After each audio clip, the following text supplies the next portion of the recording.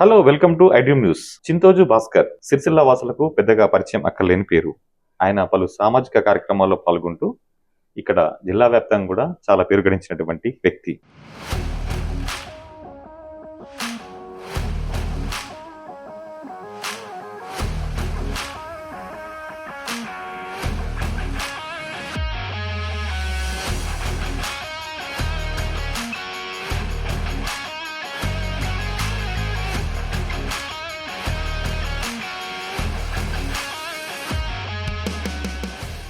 పేదలకు సహాయం చేయాలని ఉద్దేశంగా దాదాపు 18 సంవత్సరాలుగా సహాయం చేస్తున్నాము. అంటే ప్రజలకు సంబంధించి ఇలాంటి సమస్యలు ఎదుర్కొనేటువంటి ఎలాంటి పరిష్కారం దొరికింది? మా మానేరు స్వచ్ఛంద సంస్థ ఉచితంగా కంటి ఆపరేషన్లు చేయిస్తున్నాము. సంవత్సరానికి 7,000 మొక్కలు ప్రతి సంవత్సరం పంచేవాళ్ళం. ఆయన మానేరు స్వచ్ఛంద సంస్థ ఏర్పాటు చేసి పలు సేవా కార్యక్రమాలను 2 దశాబ్దాలుగా ఇక్కడ చేస్తున్నారు. అయితే చింతోజు భాస్కర్ ఆయన ఇక్కడ చేస్తున్నటువంటి కార్యక్రమాలు ఏంటి, అదేవిధంగా ఆయనకు వచ్చినటువంటి సేవా కార్యక్రమాలకు వచ్చినటువంటి పేరేంటి, అదేవిధంగా ఆయన తీసుకున్న అవార్డులు ఏంటి, పూర్తిగా ఆయన మాటలు తీసుకునే ప్రయత్నం చేసుకుందాం. నమస్తే అండి. నమస్తే సార్. భాస్కర్ గారు, మీరు ఈ సిరిసిల్ల వ్యాప్తంగా కూడా ఈ మానేరు స్వచ్ఛంద సంస్థ అనేది ఒకటి ఏర్పాటు చేయడం జరిగింది. సో అసలు ఈ ఆలోచన మానేరు స్వచ్ఛంద సంస్థ అనేది ఏర్పాటు చేయడానికి ఆలోచన మీకు ఎప్పుడు వచ్చింది, ఎందుకు వచ్చింది, దీన్ని ఎలా ఏర్పాటు చేశారు?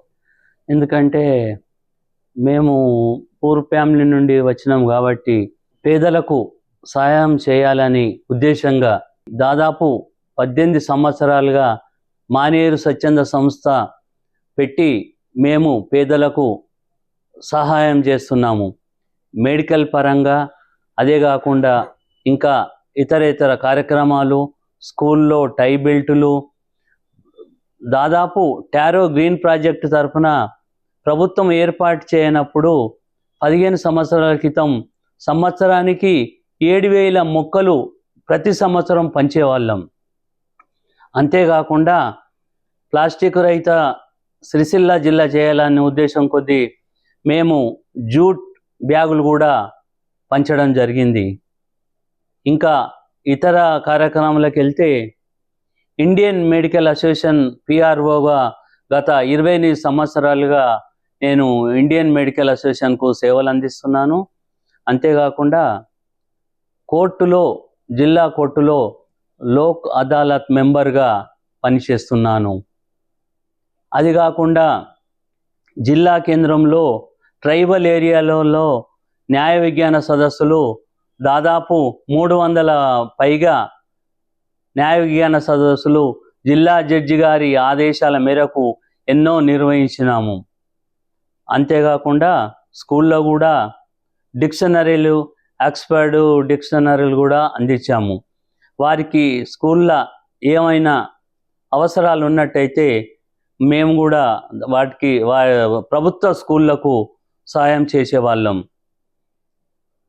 ఇప్పుడు కూడా ఎల్లారెడ్డిపేటలో గల అశ్విని హాస్పిటల్, డాక్టర్ సత్యనారాయణ స్వామి గారి హాస్పిటల్లో మా మానేరు స్వచ్ఛంద సంస్థ అశ్విని హాస్పిటల్తో కలిపి మేము ఉచితంగా కంటి ఆపరేషన్లు చేయిస్తున్నాము. ఇందుకు గాను దాదాపు ఒక 300 పైగా ఉచితంగా కంటి ఆపరేషన్లు చేసినాము. అదే కాకుండా ఇంకా మేము శ్రీ రాజరాజేశ్వర స్వామి వేములవాడలో శివరాత్రి పర్వదినాన 10,000 మజ్జిగ ప్యాకెట్లు కూడా ఉచితంగా ప్రతి సంవత్సరం ఇవ్వడం జరుగుతుంది. అదే కాకుండా మామిడిపల్లిలో శ్రీ రామచంద్ర స్వామి ఆలయంలో అక్కడ వాటర్ ప్యాకెట్లు కూడా పంచడం జరిగింది. రామోజీపేటలో శ్రీ రాములవారి దేవస్థానంలో మజ్జిగ ప్యాకెట్లు, వాటర్ ప్యాకెట్లు కూడా ఇవ్వడం జరిగింది. సిరిసిల్ల పర్యావరణ పరిరక్షణ సమితి కార్యదర్శిగా మీరు పనిచేయడం జరిగింది. సో ఈ పర్యావరణ పరిరక్షణ సమితి ద్వారా మీరు గ్రామీణ ప్రాంతంలో అటు రైతులకు కావచ్చు, లేకపోతే నీటి వినియోగం పైన అవగాహన కార్యక్రమాలు ఎన్నో చేపట్టినట్టు తెలుస్తుంది. ఎప్పటి నుంచి కార్యక్రమించారు, ఎలాంటి కార్యక్రమాలు నిర్వహించారు మీరు?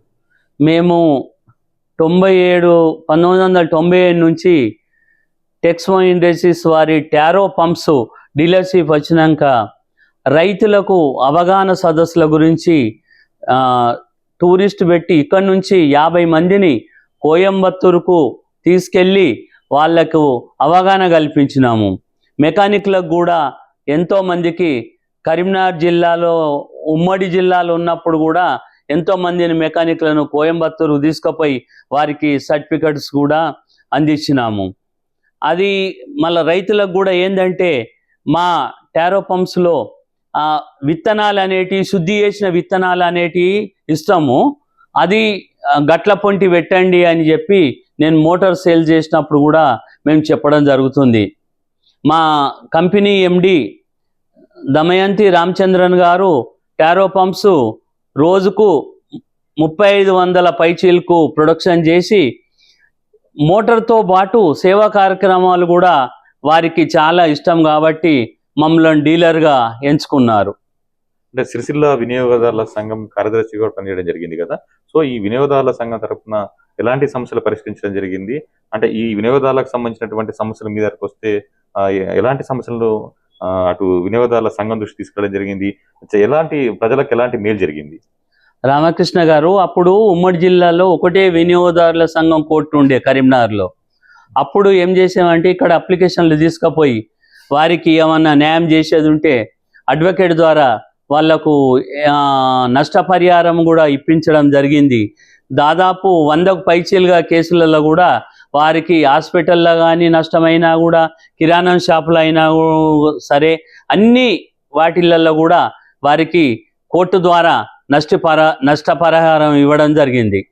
అంటే మీరు ఏదైతే పోలీసు ఫ్యామిలీ కౌన్సిలింగ్ మెంబర్గా కూడా చేయడం జరిగిందిగా, సో ఈ పోలీస్ స్టేషన్లకు వచ్చేటువంటి కుటుంబ కలహాలకు సంబంధించి కూడా ఈ ఫ్యామిలీ కౌన్సిలింగ్ సంబంధించి ఇక్కడ సిరిసిల్ల వ్యాప్తంగా కూడా ఎలాంటి కౌన్సిలింగ్ చేయడం జరిగింది? అంటే ప్రజలకు సంబంధించి ఇలాంటి సమస్యలు ఎదుర్కొనేటువంటి ఫ్యామిలీకి సంబంధించిన సమస్యలు ఎదుర్కొనే వాళ్ళకు ఎలాంటి పరిష్కారం దొరికింది వీటి ద్వారా?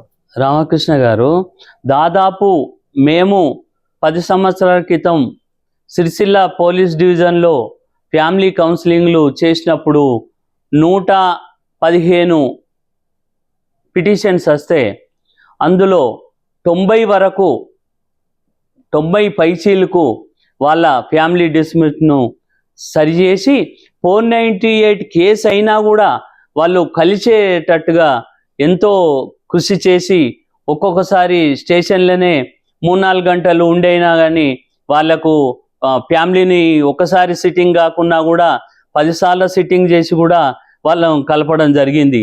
అది మాకు ఎంతో సంతృప్తినిచ్చింది అట్లాంటి కేసులు. ఎందుకంటే చిన్న చిన్న వీటికి కారణం ఏముందంటే ఉమ్మడి కుటుంబంలో లేకపోవడమే దీనికి నిదర్శనం. చీటికి మాటికి పోట్లాటలు పెట్టుకొని రావడం, స్టేషన్కి రావడం, అవిటి సమస్యలు ఎంతో మందిని కలిపినాము సార్. అట్లా అంటే ఇప్పుడు మీరు ఇటు సేవా కార్యక్రమాలే కాకుండా ఆధ్యాత్మిక కార్యక్రమాల్లో కూడా పాల్పంచుకోవడం జరిగింది. సో ఇక్కడ ఉన్నటువంటి ఆలయాలు కావచ్చు, లేకపోతే ఆలయాల్లో మీరు ప్రజలకు ఒక సేవా కార్యక్రమాలు కావచ్చు, ఎలాంటి కార్యక్రమాలు మీరు తీసుకోవడం జరిగింది?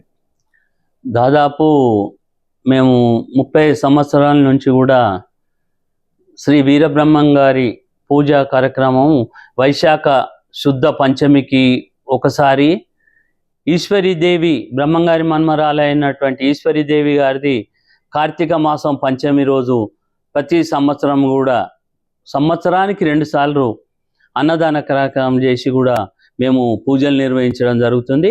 అప్పుడు చిన్నవి చేసేవారం, ఇప్పుడు కొంచెం పెద్దగా చేస్తున్నాం. పరిస్థితిని బట్టి మెదులుతున్నాము. మేము కూడా ప్రతి సంవత్సరం కందిమల్లేపల్లెకు సంవత్సరంలో 12 సార్లు అయినా కూడా శ్రీ వీరబ్రహ్మేంద్ర స్వామి మఠము గారికి, కాశిరెడ్డి సాముల వారి, ఈశ్వరీదేవి మఠాలకు వెళ్ళి దర్శించుకొని వస్తూ ఉంటాం సార్. అంటే మీరు ఆరోగ్య శిబిరాలు కూడా నిర్వహించినట్టు తెలుస్తుంది. సిరిసిల్ల వ్యాప్తంగా ఎలాంటి ఆరోగ్య సంబంధిత కార్యక్రమాలు మీరు తీసుకోవడం జరిగింది? రామకృష్ణ గారు, దీర్ఘకాలిక క్యాన్సర్ బారిన పడ్డోళ్ళకు కూడా ఇక్కడ హైదరాబాద్ నుంచి క్యాన్సర్ స్పెషలిస్ట్ను తీసుకొచ్చి వాళ్లకు టెస్టులు చేయించి తర్వాత వారికి ఒకవేళ కీమోథెరపీ కావాలంటే కూడా హైదరాబాద్ పంపించినాం. అంతేకాకుండా ఎండోస్కోపీ క్యాంపులని, వేరే డెంటల్ క్యాంపులని ఇక్కడ ఆరోగ్యరీత్యా ఎండి జనరల్ మెడిసిన్ ఎలాంటి క్యాంపుకైనా కూడా మేము ముందుండేది మా మానేరు స్వచ్ఛంద సంస్థని నేను ఈ మీ ఐ డ్రీమ్ తరఫున తెలుపుతున్నాను సార్. అట్లాగే ఇప్పుడు ఇప్పుడు మీరు ఓవరాల్గా చేసినటువంటి కార్యక్రమాలకి అటు సేవా కార్యక్రమాలు కావచ్చు, ఆధ్యాత్మిక కార్యక్రమాలు కావచ్చు, మీకు ప్రభుత్వం నుంచి కానీ లేకపోతే ఇతర ప్రైవేటు సంస్థల నుంచి ఎలాంటి అవార్డులు రావటం జరిగింది? మాకు మమ్మలను గుర్తించి ప్రభుత్వం తరఫున ఉత్తమ సేవకుడిగా 3 సార్లు అవార్డు వచ్చింది. హైదరాబాద్ వాళ్ళు గుర్తించి వారు అబ్దుల్ కలాం అవార్డు ఇచ్చిండ్రు. విశాఖపట్నం వాళ్ళు విరిసి డాక్టర్ సర్వేపల్లి రాధాకృష్ణ గారి అవార్డు ఇచ్చిండ్రు. అంతేకాకుండా ఇంకా మేము మొన్ననే పద్మశ్రీ రాష్ట్రపతి అవార్డుకు మేము అప్లై చేసుకున్నాం.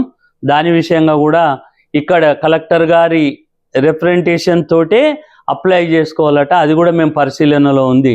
మాకు అవార్డుల కంటే ముఖ్యం సేవ చేయడమే మాకు పెద్ద అవార్డుగా గుర్తిస్తున్నారు. ఫైనల్గా మీ కుటుంబ నేపథ్యం ఏంటి? సో మీ కుటుంబంలో మొత్తం ఎంతమంది, దాని గురించి మీరు వివరించండి. మా తండ్రి పేరు వెంకటయ్య, మా అమ్మ రామవ్వ. మా కుటుంబంలో మా అన్నదమ్ములు, మా అక్క అందరు ఉన్నారు. మా భార్య రమాదేవి, మా పెద్ద అబ్బాయి ఈష్ కుమార్, మా కోడలు ఆకాంక్ష, చిన్న అబ్బాయి డాక్టరు అక్షయ్ కుమార్, పాప డెల్ కంపెనీలో మేనేజరు, మన్మరాలు వమిక, మన్మడు విరాట్ వేదాంత్. సో ఇది ఏదైతే సిరిసిల్లకు చెందినటువంటి చింతోజు భాస్కర్ గారు ఇటు పలు సామాజిక కార్యక్రమాలే కాకుండా ఆరోగ్యపరమైనటువంటి సేవా కార్యక్రమాలు అందించడం జరిగింది. అదేవిధంగా వినియోగదారుల సంఘం తరఫున కూడా ఆయన ప్రజలకు సంబంధించినటువంటి ఎన్నో అంశాలైన పోరాటం జరిగింది. ఇక పోలీసు ఫ్యామిలీ కౌన్సిలింగ్ మెంబర్గా కూడా ఆయన సేవలు అందించడం జరిగింది. ఇవే కాకుండా అదాలత్ కోర్టుకు సంబంధించినటువంటి అదాలత్లో కూడా పలు ఫ్యామిలీకి సంబంధించిన ఇష్యూస్లో కూడా ఆయన ఒక కమిటీ మెంబర్గా పనిచేయడం జరిగింది. ఇలా పలు కార్యక్రమాల్లో పాల్గొంటూ బహుముఖ ప్రజ్ఞాశాలిగా ఉన్నటువంటి చింతోజు భాస్కర్ ఇప్పటికే ఎన్నో అవార్డులు అందుకోవడం జరిగింది. సో ఆయన మున్ముందు కూడా ఇలాంటి ఎన్నో కార్యక్రమాల్లో చురుగ్గా పాల్గొంటూ ఎన్నో విజయాలు సాధించాలని కోరుకుందాం.